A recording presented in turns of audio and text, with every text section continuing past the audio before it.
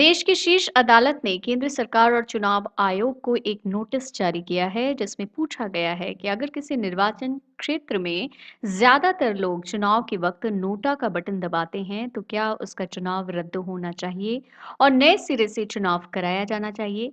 ये नोटिस कानून मंत्रालय और चुनाव आयोग को भारत के मुख्य न्यायाधीश S A Bobde, justice A S Bopanna और जस्टिस आर सुब्रमण्यन की बेंच ने जारी की है।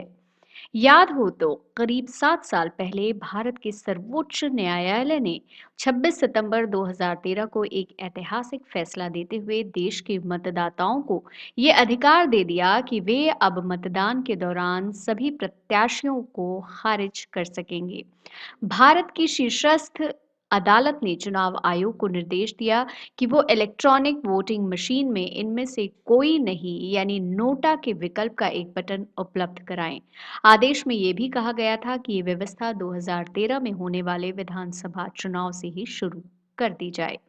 ये फैसला तत्कालीन मुख्य न्यायाधीश पी सत्यशिवम की अध्यक्षता वाली पीठ ने एक गैर सरकारी संगठन पीयूसीएल की ओर से 2004 में दाखिल जनहित याचिका पर सुनाया। याचिका में मांग की गई थी कि वोटिंग मशीन ईवीएम में एक बटन उपलब्ध कराया जाए जिसमें कि मतदाता के पास उपरोक्त में से कोई नहीं पर मुहर लगाने का अधिकार हो।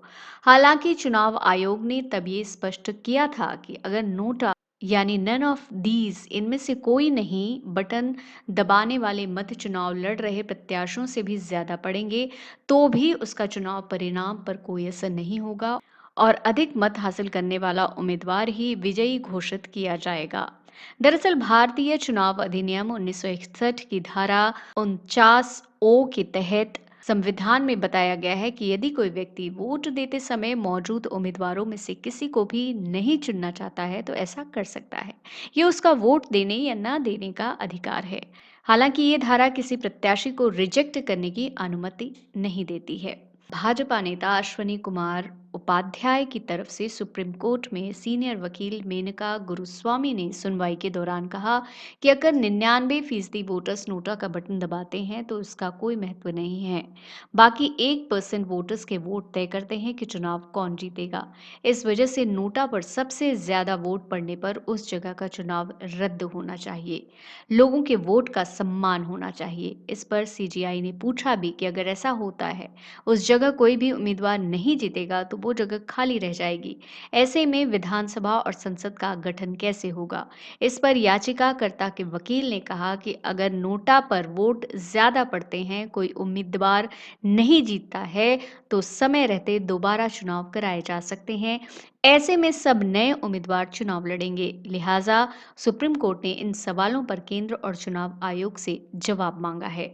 उल्लेखनीय है कि नकारात्मक मतदान की अवधारणा 13 देशों में प्रचलित है और भारत में भी सांसदों को संसद भवन में मतदान के दौरान अलग रहने के लिए बटन दबाने का विकल्प मिलता है। चुनावों में प्रत्याशियों को खारिज करने का अधिकार संविधान द्वारा भारतीय नागरिकों को दिए गए बोलने एवं अभिव्यक्ति की स्वतंत्रता के मौलिक अधिकार का हिस्सा है।